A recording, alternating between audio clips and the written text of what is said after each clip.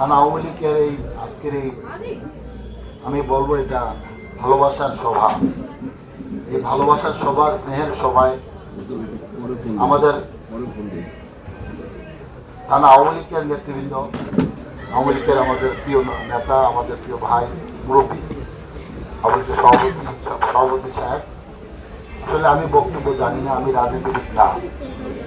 আপনারা যেমনি করে রাজনীতিটা করেন আমি সেই রাজনীতিটা বুঝি না। আমি আপনাদের কাছে শুধু এইটুকু বলতে চাই যে আমি আপনার পরিবারের একজন। এই শরীয়তপুরে আমার জন্ম, আপনারও জন্ম। আমি এখানে কোনো দল দেখছি না, কোনো ধর্ম দেখছি না, কোনো গোত্র বর্ণ দেখছি না। আমি কথাগুলো সবসময় বলি, আমি কোনো রাজনৈতিক বক্তব্য জানি না। আমার সামনে বাংলাদেশের স্বাধীনতার বীর সেনানী মুক্তিযোদ্ধা, আমাদের মুক্তিযুদ্ধেরা, শ্রদ্ধা মুক্তিযুদ্ধ সহায়ক আছেন।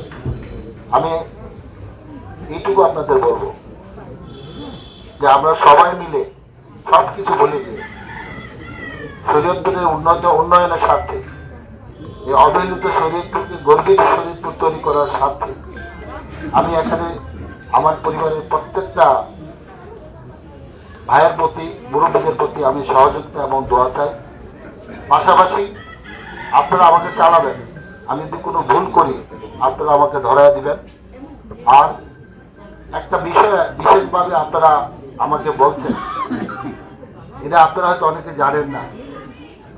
আমি যখন জেল থেকে মুক্তি পাই 6ই আগস্ট, আমি বের হয়ে কিন্তু আমি একটা কথা বলেছি যে আমার উপর যা হয়েছে আমি এর বিচার আল্লাহর উপর ছেড়ে দিলাম। আর আর আমাকে কেন্দ্র করে আমার এলাকায় যাতে কোনো অশান্তি, কোনো মানুষ যাতে ক্ষতিগ্রস্ত না হয়, আর আমি সবাইকে ক্ষমা করে দিচ্ছি। এই কথাটা কিন্তু আমি 6 তারিখে বলেছি। নেতৃবৃন্দ, আমি কিন্তু আপনারা হয়তো অনেকে জানেন না, আমি ইলেকশন করার কথা ছিল না এবং আমার শরীর অসম্ভব খারাপ।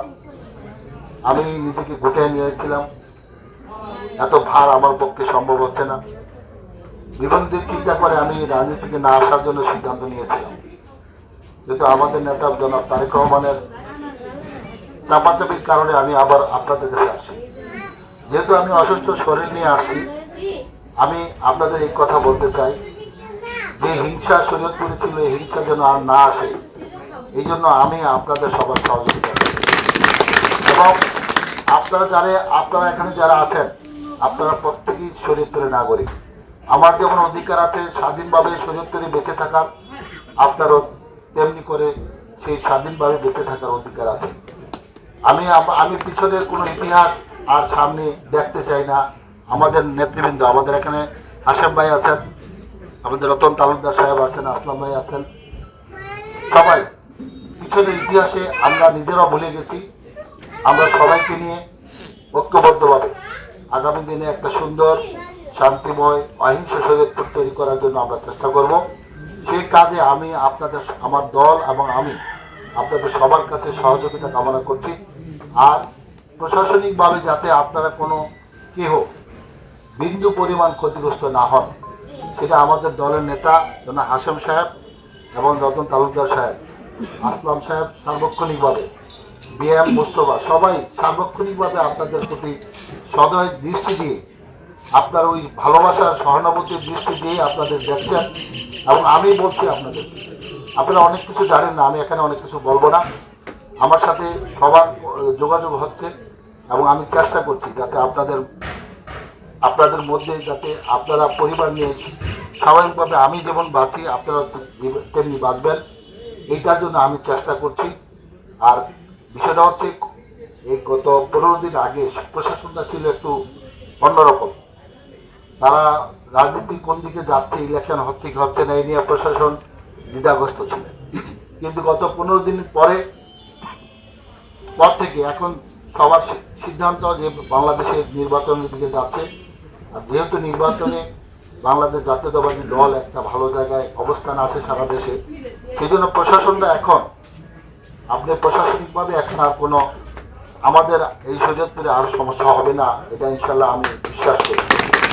কারণ অন্যভাবে কোনো কারোর উপরে হোক, এটা আমি হইতে দিব না, আমার দলও করবে না। আমার দল আমাদের সাথে কথা দিয়েছে যে আমরা সবাইকে নিয়ে সহাবস্থানে বসবো। আর আপনাদের কাছে অনুরোধ করছি, সবাই যাতে শান্তিতে থাকি সেই জিনিসটা আপনারা নিজের একটু খেয়াল রাখেন। কারণ আপনারা জিনিসটা বোঝেন, এখন একটা বিশেষ অবস্থা দেশে বিরাজ করছে, তাই না মুরব্বীরা? সেই জন্য আপনারা প্রত্যেকেই খেয়াল রাখবেন যাতে কারো উস্কানি জনমূলক কোনো কাজ যাতে আমরা কেউ না করি। আপনারা এটা নিশ্চিত থাকেন। আমি প্রত্যেকে উপজেলায় আমি বলছি, আমি কি বলবো, আমি এই ওপেনে অনেক কথাই বলতে পারছি না।